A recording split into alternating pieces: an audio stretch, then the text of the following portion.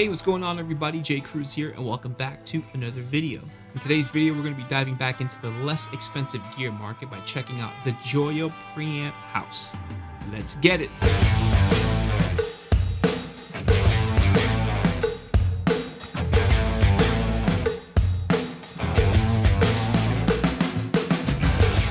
I'd like to thank Joyo once again for sponsoring another video. I've actually purchased some of their products years and years ago just because I really love them. And over the years, especially with this particular line, they have grown with, yes, sound quality, but also build quality, making their products a lot more durable, a lot more tour ready, and essentially more trustworthy. But the big question is, do they sound good? Are they just a less expensive alternative to the bigger name products that we wish to have one day? Or can this be the end all be all? Can this compare to some of the other products like it in the market? First, let's answer the question of what is this supposed to be? Essentially, this is supposed to be an amp in a box, an amp and a pedal, and it even comes with a loaded in cab that you can use. However, you'll probably achieve much better tones if you take the time to purchase this pedal, the Joyo Cab Box. They pair perfectly together as they sort of are meant to be used together hand in hand. You have 9 different amps that you can choose from. We'll hear all of them in just a little bit. You then have a cab simulator switch. The switch in the center